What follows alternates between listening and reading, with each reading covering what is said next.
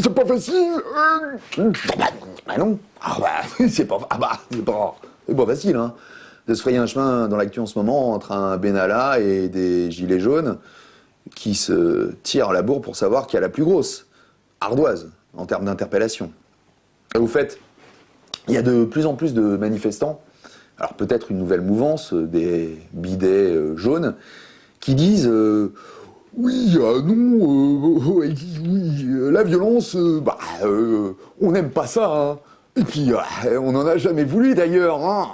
Mais mes petits chéris, poussinets d'amour, c'est pas le moment de faiblir, hein. La violence, si on n'avait jamais eu, vous continueriez probablement de bouffer vos doigts tout boudinés, à tourner comme des endives autour de vos ronds-points en jambon jusqu'à la Noël 2049, immensément déçus et complètement tarés, tel un dieu donné rêvant d'être l'invité d'honneur à un dîner du CRIF. Là, au moins, vous avez des miettes. Et ce qui n'est pas dégueu pour des gueux. Ah, il y en a en revanche qui a décroché la timbale, hein, et versé dans la très grande restauration.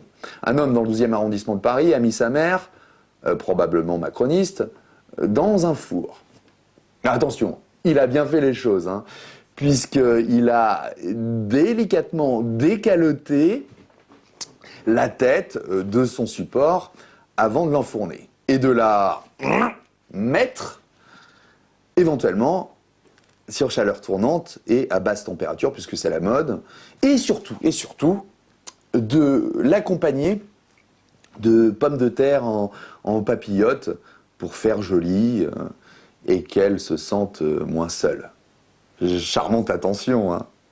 Et puis, sans déconner, hein. Et qui n'a jamais rêvé d'en faire autant, hein. Ah, et puis c'est super important, les papillotes. On s'en rend bien compte en ce moment, hein. Surtout dans un four. Ouais, je sais ce qu'on va me dire. Ouais, alors, ok, c'est vrai qu'il faudrait y rajouter un voile poivré façon Tchador ou hijab, ou bien un crucifix en polenta, ou un Bouddha en guimauve. Ok. Mais moi, j'aime bien les papillotes, hein, dans un four. J'y peux rien, hein. Et d'ailleurs, les gilets jaunes, ils aiment quoi au juste en ce moment, hein? Ils vont se la taper, la cloche, ou pas? Le petit retraité, là, par exemple, il va décider de la faire flamber avec toutes ses bananes à l'intérieur, sa maison de retraite, par essence misérable, et qui engraisse quelques grands groupes.